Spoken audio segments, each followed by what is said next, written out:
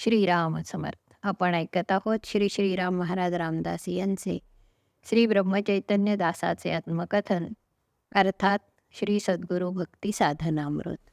प्रकरण 31. श्री सद्गुरूंचे लीला चिंतन.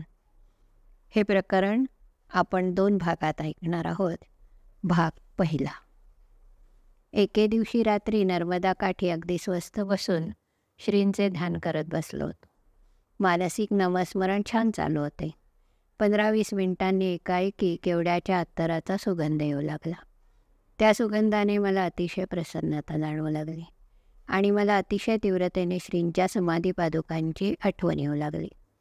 त्या तीव्रतेची गती फारच वाढून माझे मन श्रींच्या समाधी दर्शनासाठी अत्यंत व्याकुळ होऊ लागले. माझ्या मनाची स्थिती पाण्याबाहेर काढलेल्या तडफडणाऱ्या माशाप्रमाणे झाली आणि अक्षरशः ती व्याकुळता सहन न होऊन मला मूर्छा आली आणि आमची स्वारी तेथेच बसल्या बसल्या कलंडली. ती मूर्छा अर्धवट जाग आल्यासारखी होती. आजूबाजूच्या परिस्थितीचे साधारण भान होते. हातापायातली शक्ती नाहीशी होऊन ते हातपाय निर्जीव असल्याचा भास होत होता. नामस्मरणाची धुंद सुरेख चाललेली होती. आजूबाजूच्या पक्ष्यांचे आवाज दुरून आल्यासारखे वाटत होते. ही जागा एकांतात असल्यामुळे बहुतेक इकडे कोणी फिरकत नसे. पडल्या पडल्या गोंदवल्याच्या समाधी दर्शनाची व्याकुळता मनाला मेटाकुटीला आणत होती. डोळ्यातून गंगा यमुना वाहत होत्या. एवढ्यात जवळच्याच करंजाच्या झाडीतून माझी प्राणप्रिय श्रींची स्वारी बाहेर येताना दिसली. त्याबरोबर मी उठण्याचा प्रयत्न करू लागलो, परंतु माझ्या हातापायामध्ये शक्ती नसल्याने उठण्याची इच्छा असूनही माझे काहीच चालू शकले नव्हते. एवढ्यात श्रींचीच स्वारी माझ्याजवळ आली आणि अत्यंत प्रेमाने माझ्या अंगावर हात फिरवू लागली. श्रींच्या दिव्य स्पर्शाने माझ्या अंगात विलक्षण शक्ती प्रगट झाली आणि त्वरित उठून मी श्रींना साष्टांग नमस्कार घातला आणि हात जोडून श्रींसमोर उभा राहिलो. तेव्हा श्रींची स्वारी अत्यंत प्रेमाने म्हणाली, "बाळ, येथेच मांडी घालून बैस. मी तुला योगमार्गाने गोंदवल्यास घेऊन चालतो."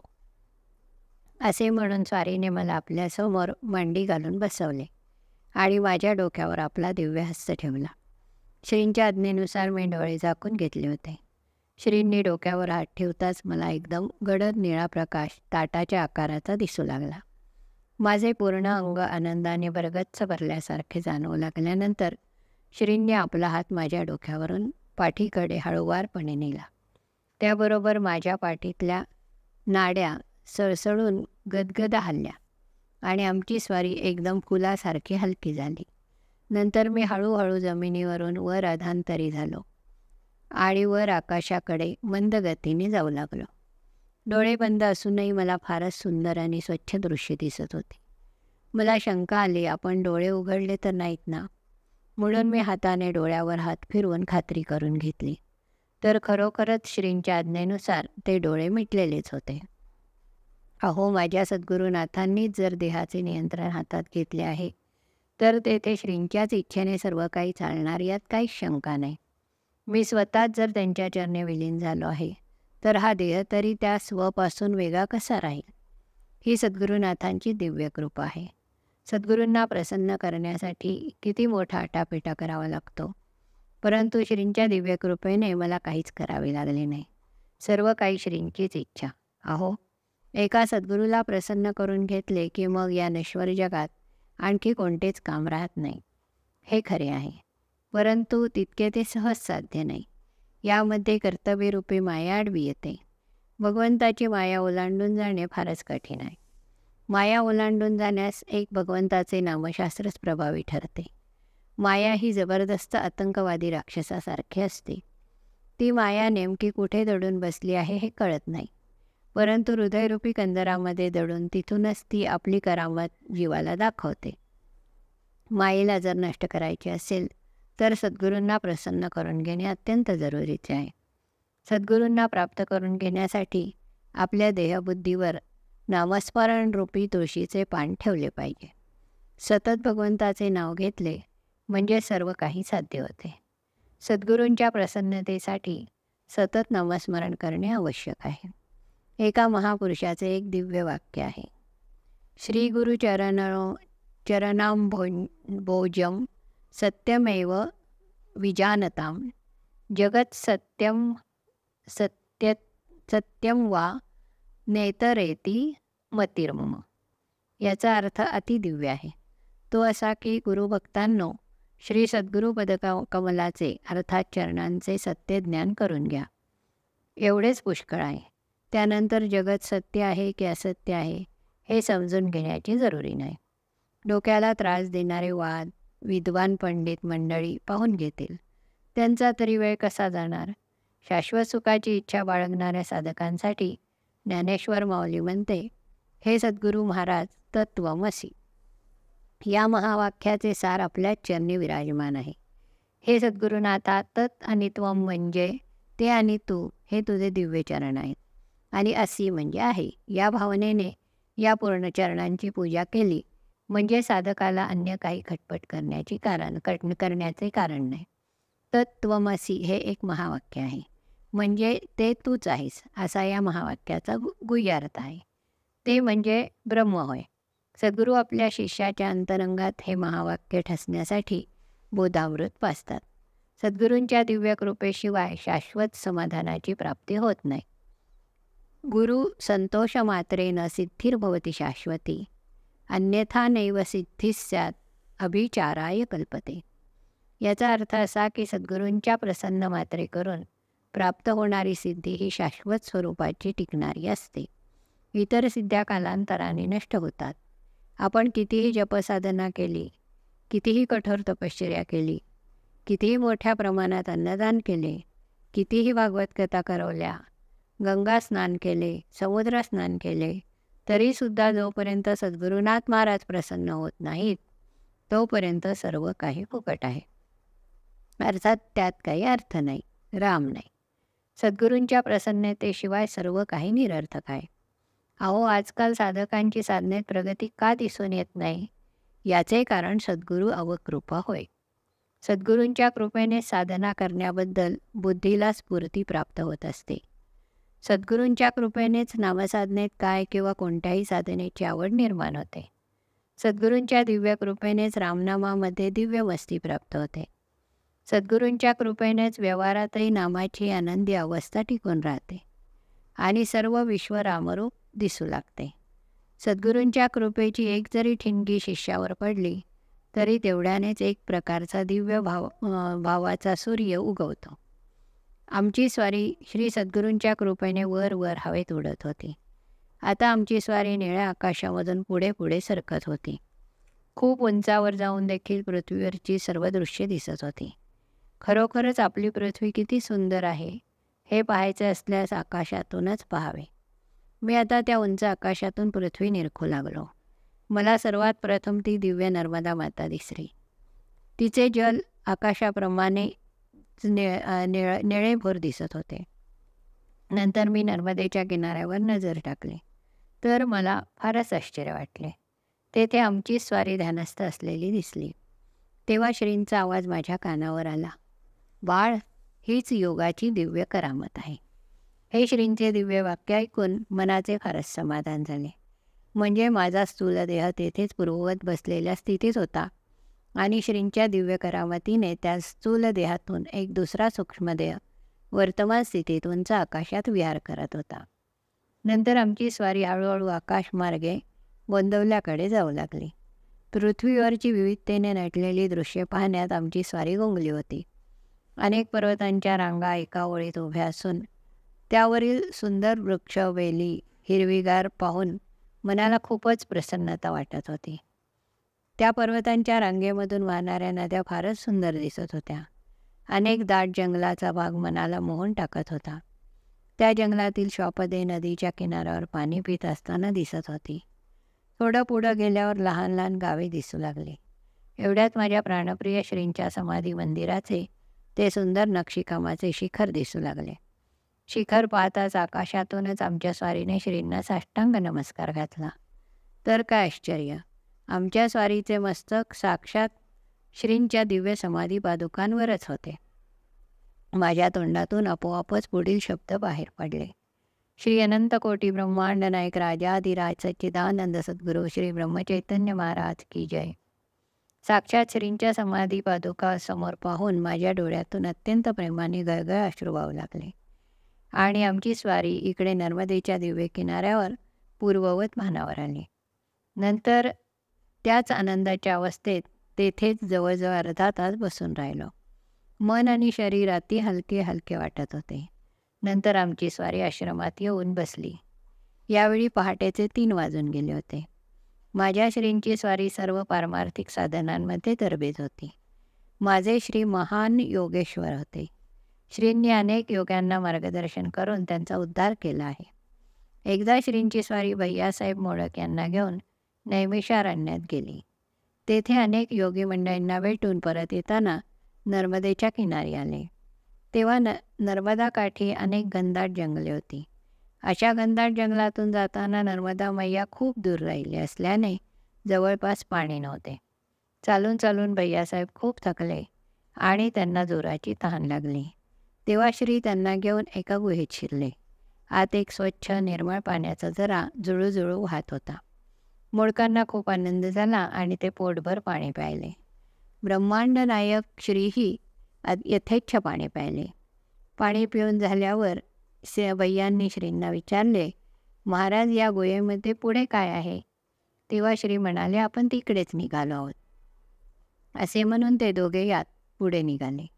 थोडेसे अंतर चालून गेल्यावर त्या दिव्य गुहेत एका मोठ्या रुंद शिळेवर त्यांना एक योगी ध्यानस्थ बसलेला दिसला.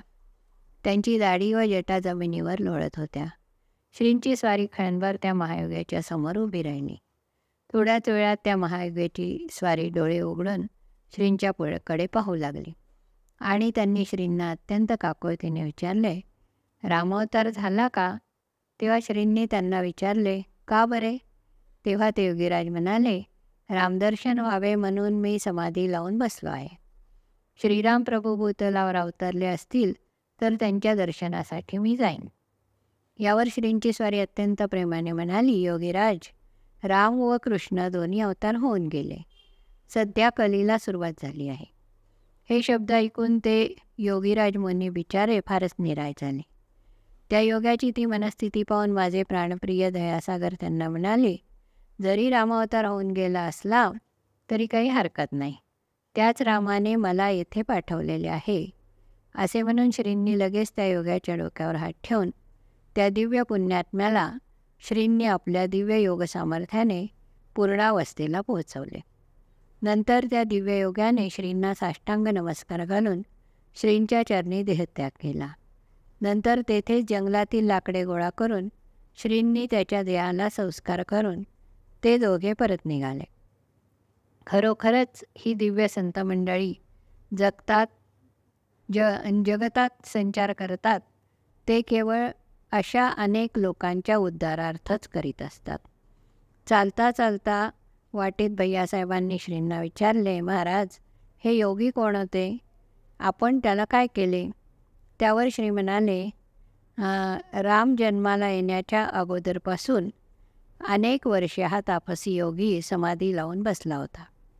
त्याच्या देहाचा अंतकाळ आला की तो प्राणापान कोंडून धरी आणि आपल्या मरणाची वेळ टाळून देत असे.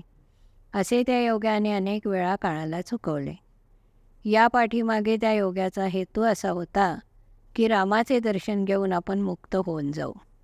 अशी दिव्य इच्छा धरून तो योगी योग समाधीत बसला होता. परंतु रामाचा अवतार केव्हाच होऊन गेला आणि हा मात्र तसाच राहिला. तरी त्याच्या भाग्याने आज तो चांगल्या गतीला पोचला. रामाने त्याचे कल्याण केले. खरोखरच या योगीराजावर श्रीराम प्रभूंची महान कृपा होती. त्रेतायुगातच जर श्रीराम प्रभूंनी आपले दर्शन त्या योग्याला दिले असते तर या महारुद्राचे दर्शन त्याला झाले नसते. माझे सद्गुरुदेव साक्षात महारुद्र हनुमंताचे अवतारच. खरोखरच हा महायोगी अत्यंत भाग्यवान असल्याने श्रीराम प्रभूंनी श्रींच्याद्वारे आपल्यामध्ये त्या दिव्य योग्याला सामावून घेतले. केलेली तपश्चर्या कधीच वाया जात नाही. सद्गुरूंच्या भक्तीसहित घेतलेले भगवंताचे नाम कधीच वाया जात नाही. अनुभव येत नाही म्हणून निराश होऊ नये. कधी ना कधी त्या दयासागराला दया येईलच आणि आपला उद्धार होईलच. श्रीराम प्रभूंचे दर्शन हवे असेल तर सद्गुरूंनी दिलेल्या नाममंत्राचा जप अखंड केला पाहिजे. अहो, जो शिष्य आपल्या सद्गुरूंच्या मध्ये रामाला पाहतो त्याला श्रीराम प्रभू आपले दिव्य दर्शन देतात. ज्या शिष्याला सद्गुरूच सर्व काही आहेत असे वाटते त्याचाच उद्धार होत असतो. ते श्रीरामच सद्गुरू रूपाने अवतरलेले असतात. म्हणून सद्गुरूंना साधा मनुष्य समजू नये, अथवा ते त्यांच्या सद्गुरूपेक्षा कमी दर्जाचे आहेत असे समजू नये. आपल्या सद्गुरूंना जो कमी शक्तीचा समजतो तो शिष्य जन्मोजन्मी नरककुंडामध्ये लोळत पडतो. जो शिष्य सद्गुरूंपेक्षा देवाला प्राधान्य देऊन तशी भक्ती करू लागतो त्याच्यावर देव कधीही कृपा करीत नाही. ज्या सद्गुरूंकडून शिष्याने अनुग्रह घेतलेला असतो त्याच सद्गुरूंना प्राधान्य द्यावे. असे केल्याशिवाय सद्गुरूंच्या प्रती दिव्य श्रेष्ठ भाव जागृत होत नाही आणि भाव जागृत झाल्याशिवाय सद्गती प्राप्त होत नाही. परमपदाची प्राप्ती करून घ्यायची असेल तर सद्गुरूंना अनन्य भावे शरण जाणे जरुरीचे आहे. देहरूपी सद्गुरूची उपासना सोडून जो मूर्तीतल्या देवाला श्रेष्ठ मानतो तो हीन दर्जाचा शिष्य समजावा. अहो, एखादा भक्त श्रीराम प्रभूंच्या दर्शनासाठी निघाला आणि वाटेत त्याला साक्षात सद्गुरुदेव भेटले तर त्या भक्ताने सद्गुरुनाथांनाच श्रीराम प्रभू समजून त्यांचे दर्शन घेतले पाहिजे. अन्यथा तो मोठा अपराधच समजला जाईल. अशा भक्ताला देवदर्शनापासून लाभ न होता गुरुद्रोहरूपी तोटाच पदरात पडेल. सद्गुरुभक्ती अत्यंत सूक्ष्म आहे. सद्गुरूंशी जो चतुराई करतो त्या शिष्याला यमयातनेचे दुःख भोगावेच लागते. सद्गुरू म्हणजे साक्षात परब्रह्म स्वरूपच आहेत असे समजून त्यांच्याशी भक्ती करावी. सद्गुरू कोणालाही सांगत नाहीत की हे भक्तांनो तुम्ही माझीच भक्ती करा. ते सद्गुरू भक्ताला सांगतात सर्वांनी भगवंतांचीच भक्ती करा. असे सांगण्यामध्येच त्यांची निरहंकारता प्रगट होते आणि भक्तांनी सद्गुरूंच्याच भक्तीला सर्वश्रेष्ठ म्हणून सद्गुरूंचीच भक्ती करीत राहणे यामध्येच भक्तांची अनन्य निष्ठा दृढ होते. अहो, सद्गुरूंना तुमचे उपचार स्वीकारण्याची हौस नसते. ते देहबुद्धीच्या पलीकडे गेलेले असतात. केवळ आपल्या भक्तांच्या उद्धारासाठीच अवतरतात. माझ्या प्राणप्रिय सद्गुरूंचा एक प्रसंग आहे. मालाडचे महापुरुष पूजनीय तात्या कितकर यांना आणि पत्नीला गुरुवार दिनांक 10 मार्च 1904 रोजी अनुग्रह दिला. याच वेळी पूजनीय तात्यांच्या आईवडिलांनाही श्रींनी अनुग्रह दिला. यानंतर ही सर्व मंडळी आपल्या गावी म्हणजे कर्नाटकात गदग या गावी आली. गदगहून बेलधडी गाव जवळच आहे. तेथे ही केतकर मंडळी श्रीरामनवमीसाठी गेली. तेथे श्रींचे पट्टशिष्य ब्रह्मानंद महाराजांचे सर्वांनी दर्शन घेतले. तेव्हा ब्रह्मानंदांनी तात्यांना विचारले, श्रींनी अनुग्रह दिल्यानंतर काय सांगितले? यावर तात्या म्हणाले, श्रींनी श्रीराम प्रभूंची मानसपूजा करण्यास सांगितले असून जास्तीत जास्त नामस्मरण घेण्यास सांगितले आहे. हे तात्यांचे बोलणे ऐकून ब्रह्मानंदांनी अतिगोड स्मितास्य केले आणि म्हणाले, अरे, सद्गुरुनाथच साक्षात श्रीराम प्रभूच आहेत. रामाची मानसपूजा करण्याऐवजी सद्गुरू महाराजांचीच करत जा. श्रींची स्वारी सर्वांना रामाचीच पूजा करण्यास सांगतात. आपण मात्र श्री सद्गुरूंचीच पूजा करावी. असे करण्यात सद्गुरूंच्या आज्ञेचे उल्लंघन केले असे होत नाही. यावरून विचार करा ब्रह्मानंदांची सद्गुरू भक्ती किती अनन्य होती. म्हणूनच ते श्रींचे पट्टशिष्य झाले. अहो, अनेक जन्मींच्या पुण्याईशिवाय भक्तीचा उदय होत नाही. अन्यथा भक्तीशिवाय आयुष्याचा अस्त होत असतो. ज्याचे हृदय गंगेसारखे निर्मळ असते त्याच्याच हृदयात सद्गुरू भक्तीचा उदय होतो. माझ्या दिव्य ब्रह्मानंदांचे हृदय गंगेसारखे अति निर्मळ होते. म्हणूनच ते सद्गुरूंशी तद्रूप झाले. या ब्रह्मानंदांचे चरित्र अतिदिव्य आहे. दिव्य महापुरुषांचे सर्व काही दिव्यच असते. म्हणूनच ते त्या दिव्यत्वास जाऊन मिळतात. या महापुरुषांच्या अनेक कृतीतून बरेच शिकण्यासारखे असते. परंतु आपल्या अशुद्ध अंतःकरणामुळे आपल्याला दिव्य महापुरुषांचे विचार पचत नाहीत. भगवंताचे अखंड नामस्मरण केले की अंतःकरण पवित्र होत जाते आणि संत महापुरुषांचा सहवास लाभावा असे वाटू लागते. विषयी लोकांना विषयी लोकांची संगत हवीशी वाटते, तर सद्गुरू भक्तांना सद्गुरूंची संगत हवीशी वाटते.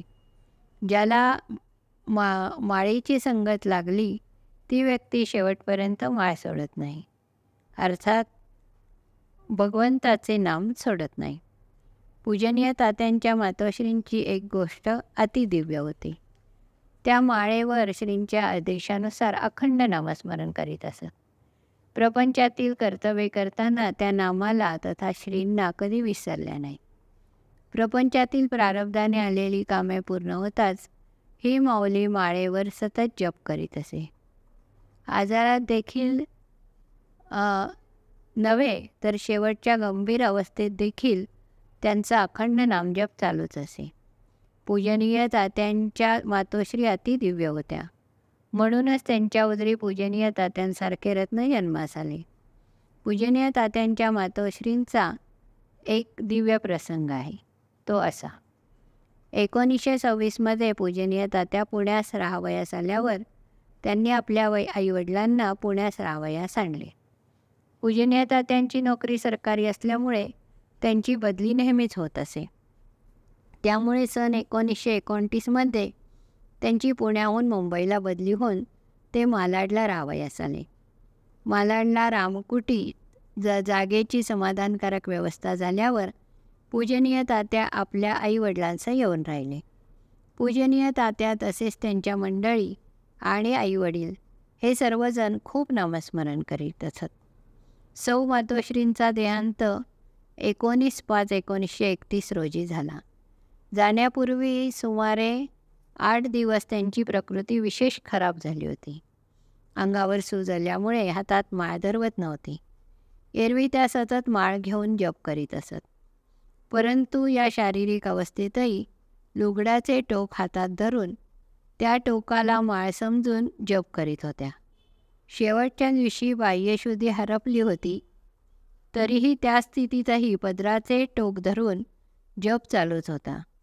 देहातून प्राण गेल्यानंतरही या दिव्य मातोश्रींच्या हातात पदराचे टोक जप करण्याच्या मुद्रेतच होते. यालाच जपनिष्ठा असे म्हणतात. यालाच सद्गुरूंची कृपा म्हणतात. अशी महारत्ने माझ्या श्रींच्या दिव्यखाणीतून अनेक प्रगट झालेली आहेत. काही रत्ने गुप्तावस्थेत आहेत. आज आपण इथेच थांबू. श्रीराम. हरि ओम तत्सत.